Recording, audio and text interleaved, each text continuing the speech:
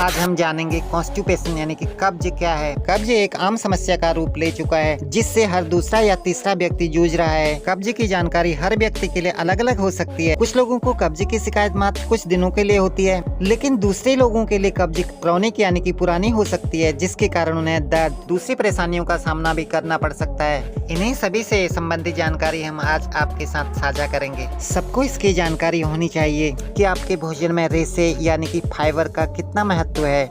इसके लिए आपको किस प्रकार का भोजन लेना चाहिए। अगर हम ऐसा नहीं करेंगे तो वो हमारे लिए किस प्रकार हानिकारक होगा। कब्ज के लिए प्रचलित है कि constipation not a single disease, it is a mother of money disease. कहने का ऐसे ही है कि कब्ज एक बीमारी नहीं है, यह बहुत सारी बीमारियों की उत्पत्ति का कारण है। कब्ज के कारण शरीर में बहुत सारी बीमारियां हो सकती हैं, जैसे कमर दर्द, माइग्रेन, फिस्टुला, पेट दर्द, सिर में दर्द रहना, डिप्रेशन, IBS, पाइल्स की समस्या, इनर फिशर, माइग्रेन। एक कब्ज हमें इतनी सारी समस्याएं दे सकती है। सबसे पहले हम ये समझेंगे कि कॉन्स्टिपेशन किस कारण से होता है। किसी भी उम्र में किसी को भी अगर कब्ज है, कब्ज होने के मुख्य 3 कारण हैं। अगर कोई कब्ज की समस्या से परेशान है, उसका 1 बार या 2 बार में पेट साफ नहीं होता है, या 3 दिन बाद होता है, या लंबे समय में उसका पेट साफ होता है, हफ्ते भी लग जाते हैं कई बार। कई लोग तो हफ्ते भर में किसी का पेट साफ नहीं होता है। इसका पहला कारण है कि हमारे शरीर में पानी की कमी होना। कम पानी पीने के कारण हमारा शरीर एसिडिक नेचर में चले जाता है। शरीर में एसिडोसिस की समस्या शुरू हो जाती है, जिससे पेरिस्टाल्टिक मूवमेंट स्लो हो जाती है। हमारा मोशन पेरिस्टाल्टिक मूवमेंट के कारण ही आगे बढ़ता है। जब शरीर एसिडिक हो जाता है तो पेरिस्टाल्टिक मूवमेंट धीमी यानी कि स्लो हो जाती है, तो ऐसी स्थिति में मोशन आगे नहीं बढ़ पाएगा। तो इसका रिजल्ट आपको कॉन्स्टिपेशन के रूप में मिलेगा। एक तो ये कारण हो गया कि अगर शरीर में पानी की कमी हो रही है, पानी कम पीते हैं, तो कब्ज होगी ही होगी। दूसरा कारण है कि आपके भोजन में पर्याप्त मात्रा में फाइबर का न होना। ऐसा भोजन जिसमें आपको फाइबर पर्याप्त मात्रा में मिलेगा। आपको ऐसे फलों और सब्जियों का प्रयोग करना चाहिए जिनके ऊपर छिलके होते हैं। आप फलों और सब्जियों को छील के खाना चाहते हैं या बिना छिले खाना चाहते हैं, ये आपकी पसंद है, ये आपकी चॉइस है। लेकिन आपका शरीर बिना छिले फल सब्जियों को पसंद करता है, यानी कि न्यूट्रिशंस वैल्यू के हिसाब से, हेल्थ के हिसाब से फलों और सब्जियों को छिल के नहीं खाना चाहिए। जैसे सेब, आलू, तुरई, लौकी, कद्दू, टिंडे आदि जो भी फल और सब्जियां छिलके सहित खाई जा सकती हैं या जिन्हें छिलके समेत खाना संभव हो। आजकल ये भी देखने को मिल जाता है कि लोग टमाटर को भी छिलकर खाना पसंद करते हैं, आटे के चौकर को भी निकाल कर उपयोग करते हैं। इन्हीं के परिणाम स्वरूप कॉन्स्टिपेशन का जन्म शुरू होता है। इसको ध्यान से समझिए कि जहाँ पर हम आटे का इस्तेमाल कर रहे हैं, आटे को पीसकर जब बारीक पाउडर बन जाता है जिसमें कोई भी न्यूट्रिशंस वैल्यू नहीं रह जाती, उसमें कोई पोषक तत्व नहीं रह जाता है। आटे को बार बार पीसने के बाद जो पदार्थ बनता है उसी को मैदा कहते हैं। मैदे से बनने वाली चीजों से आप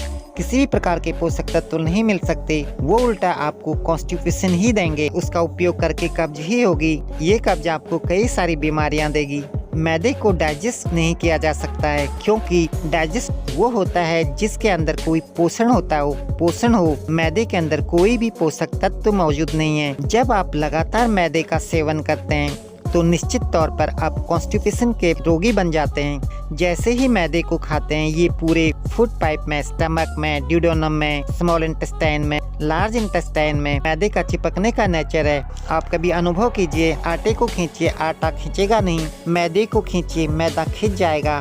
भटूरे खींचते हैं, जब हम उनको बनाते हैं भटूरा खींचता है, नान खींचते हैं। बनाते समय एक दूसरा अनुभव भी खुद कर सकते हैं। आप कभी जमीन के अंदर 1 कटोरी में आटा, 1 कटोरी में मैदा कहीं जमीन के नीचे दबा दीजिए। लगभग हफ्ते 10 दिन के अंदर आप पाएंगे जिसमें आटा था उसमें अब कुछ नहीं है। आटा आपको दिखाई नहीं देगा, मैदा वहाँ दिखाई देगा। ऐसा क्यों हुआ?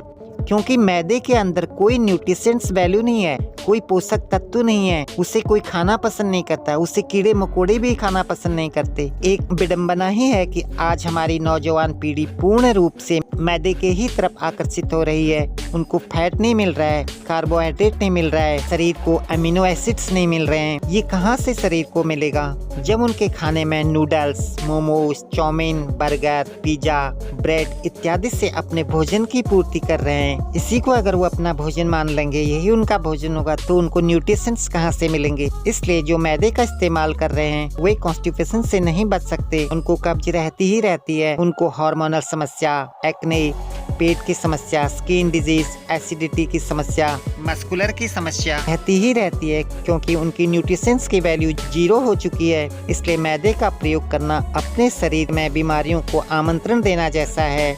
जब मैदे से बने चीजों का किसी भी रूप में प्रयोग करेंगे तो पेट खराब होगा ही होगा। इसलिए पेट की समस्याओं में मैदे का उपयोग बिल्कुल ना करें। ये दूसरा कब्ज का कारण है, मैदे का हमारे भोजन में लगातार उपयोग होना। तीसरा कारण है डिप्रेशन। डिप्रेशन के पेशेंट को, मरीज को पेट की समस्या होना आम बात है।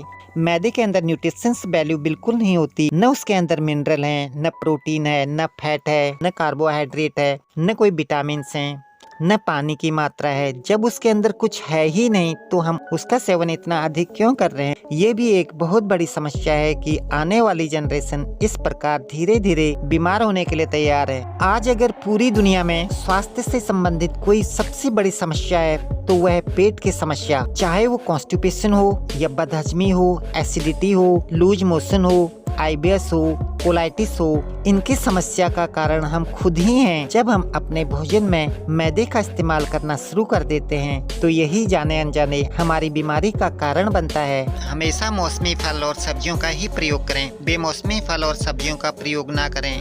कॉन्स्टिपेशन में जब आप डॉक्टर के पास जाते हैं, वो कहते हैं आपको इसबगोल की भूसी लेनी चाहिए, आपको त्रिफला लेनी चाहिए। त्रिफला और इसबगोल की भूसी क्या है? रफेज है, ये फाइबर है।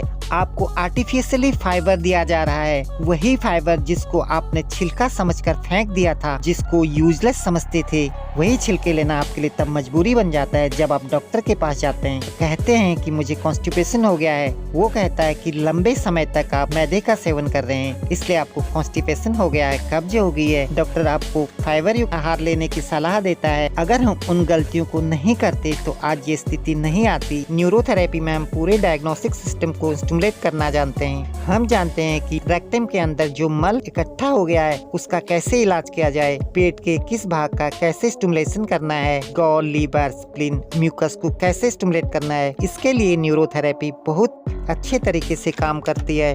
कब्ज का सबसे बड़ा लक्षण है पेट में गैस होना, पेट फूलना, भूख न लगना।